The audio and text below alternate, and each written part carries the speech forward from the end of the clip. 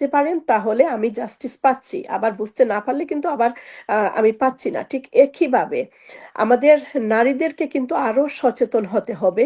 পুরুষদেরকে আমরা আমাদের ইনভলভ করতে হবে আমাদের সমস্যাটা কোথায়, কি পড়ছেন, এইগুলা নিয়ে যারা কমেন্ট করে।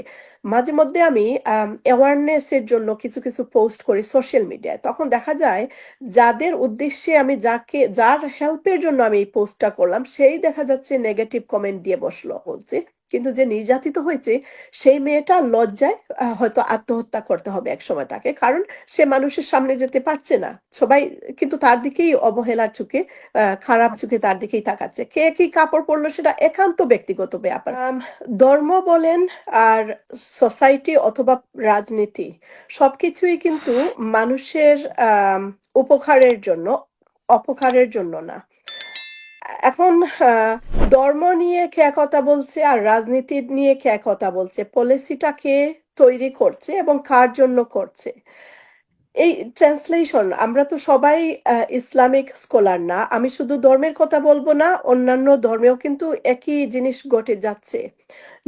নারীদের পক্ষে কিন্তু আসলে কিছু নাই, যদিও বলা হয় ইসলাম ধর্ম থেকে নারীদের সবকিছুই দিয়ে দেওয়া হচ্ছে, but end of the day কন্ট্রোলটা হচ্ছে পুরুষদের হাতেই।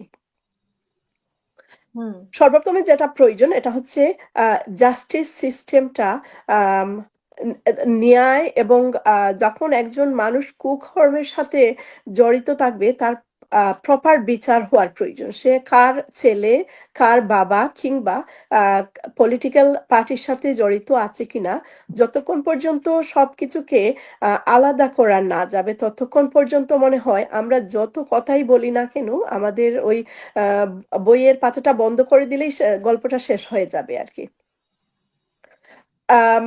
শম্পা আপু ওই ইতিহাস তুলে ধরেছেন যে নারীর অধিকার কিংবা ইন্টারন্যাশনাল উইমেন্স ডে কোত্থেকে আসলো। আমরা আসলে কতটা মুভ ফরওয়ার্ড হয়েছি আমি সেটা এখন আমি নিজেও জানি না, আমি যে আপনাদেরকে বলবো বা আপনার দর্শক শ্রোতাদেরকে বলবো। আমরা এক এক সময় এক একটা সময়ের সাথে তাল মিলিয়ে, যে বাংলাদেশ থেকে আপনারা যারা যে পজিশনে আছেন আমি সেই পজিশনে না, আমি অন্য পজিশনে আছি, অন্য জায়গায় আছি, বিশ্বের উন্নত একটা দেশে আছি, কিন্তু এখানেও কিন্তু আমাদের বাধার সম্মুখীন হতে হচ্ছে এভরি সিঙ্গল ডে। এখানেও কিন্তু কোর্টের যে জাজের উপর নির্ভর করবে, উনি যদি আমার সমস্যাটা বুঝতে পারেন তাহলে আমি জাস্টিস পাচ্ছি, আবার বুঝতে না পারলে কিন্তু আবার আমি পাচ্ছি না। ঠিক একইভাবে আমাদের নারীদেরকে কিন্তু আরো সচেতন হতে হবে। পুরুষদেরকে আমরা আমাদের ইনভলভ করতে হবে আমাদের সমস্যাটা কোথায়। আমরা যদি বলি যে আপনি ন্যায় বিচার করছেন না, আপনার পদত্যাগ আমি দাবি করব না, কারণ হচ্ছে একজন পদত্যাগ করবে আরেকজন এসে এই স্থানটা জুড়ে বসবে। সে কতটা ন্যায় এবং অন্যায় বুঝবে, সে কতটা নারীর সমস্যাটা বুঝতে পারবে। আমরা যখন ইউকেতে, আমি আপনাকে বিগিনিং এ বলেছিলাম যে আমি রাজনীতিতে জড়িত হয়েছি যাতে আমার কালচার, আমার সংস্কৃতি, আমার সংস্কার পলিসি মেকারদের সামনে তুলে ধরতে পারি, একটা ব্রিজ বিল্ড করতে পারি। যতক্ষণ পর্যন্ত রাজনীতিবিদরা আমার কালচার না বুঝবে তারা কি করে আমাকে সাহায্য করবে।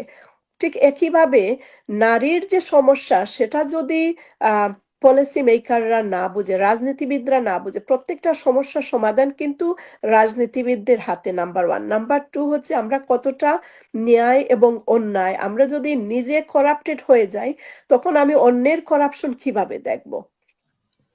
তো জি। প্রথম কথাটা হচ্ছে যে জাস্টিস সিস্টেমটা অবশ্যই আমাদের, যে বিচার বিভাগকে অবশ্যই স্ট্রং হতে হবে।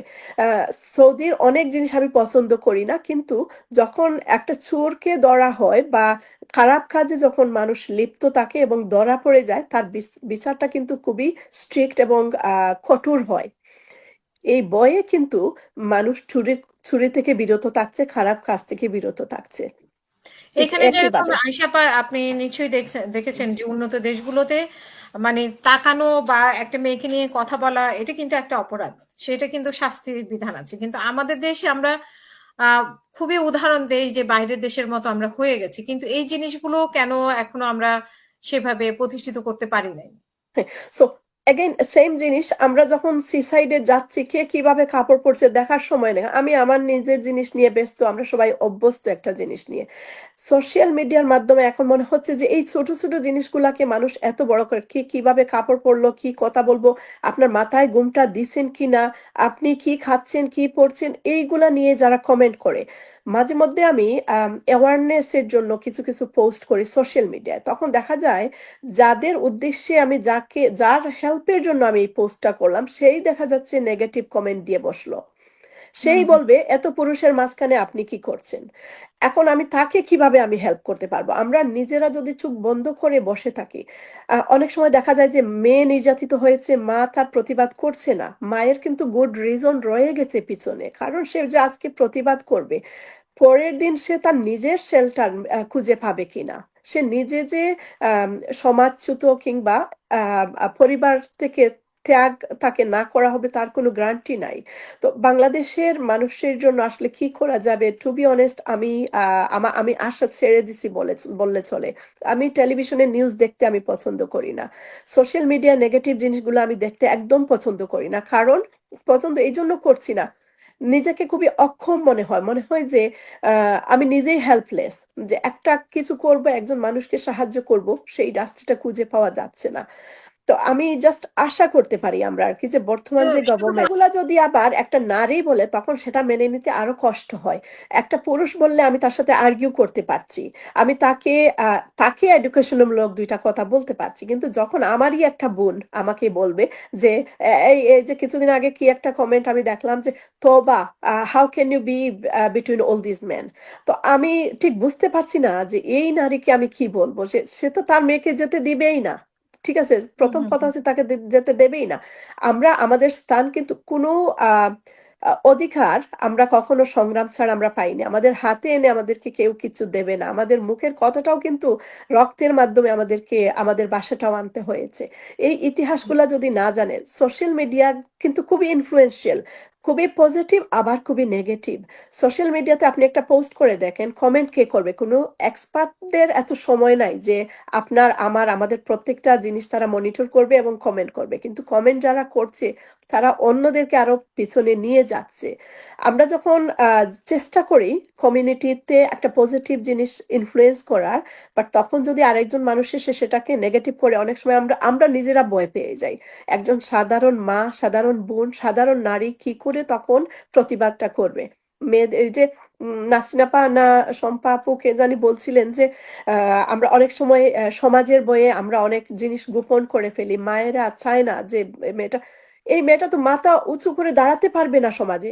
যখন একটা মেয়ে নির্যাতিত হয়, এটাতে তো তার দোষ নাই, নির্যাতন যে করলো সে ঠিকই বাজারে মার্কেটে ঘুরছে, মাথা উঁচু করে কথা বলছে, কিন্তু যে নির্যাতিত হয়েছে সেই মেয়েটা লজ্জায় হয়তো আত্মহত্যা করতে হবে এক সময় তাকে, কারণ সে মানুষের সামনে যেতে পারছে না। সবাই কিন্তু তার দিকেই অবহেলার চোখে, খারাপ চোখে তার দিকেই তাকাচ্ছে। কে কি কাপড় পরলো সেটা একান্ত ব্যক্তিগত ব্যাপার। আমি যদি ইসলাম ফলো করি, আমি ইসলাম কি বলেছে সেটা আমি দেখবো। ইসলামে যা করবার সেটা আমার জন্য করব, আমি আপনাকে দেখানোর জন্য করব না, আপনার জন্য করব না। এখন তো এটা যে বোঝার যে জ্ঞান আছে সে তো ওই সাবজেক্ট নিয়ে কমেন্ট করবেই না। অনেকে বলবে যে সে তার নিজের দুর্বলতাগুলা কিন্তু ডাকতে গিয়ে আরেকজনকে নিয়ে নেগেটিভ কথা বলছে, তার নিজের একজন মানুষ ধর্ম নিয়ে যখন কথা বলবে, আমার প্রশ্ন হচ্ছে যে আপনি কতটা ধার্মিক, আপনার নিজের ভিত্তিটা কতটা শক্ত, আপনি সেটা আগে দেখেন, তারপরে এসে আমার সমালোচনা করবেন। অবভিয়াসলি পজিটিভ সমালোচনা আমাদের কাজে লাগে, আমরা নিজেকে ইমপ্রুভ করতে পারি, কিন্তু কে সমালোচনা করবে? যে নিজে আমার চেয়ে ওয়ার্স পজিশনে, সে আমার ব্যাপারে কমেন্ট কি করে করবে? আমি কোন পজিশনে আছি সেটা তো সে জানে না, সুতরাং সে কমেন্ট কিভাবে করবে? অসংখ্য ধন্যবাদ।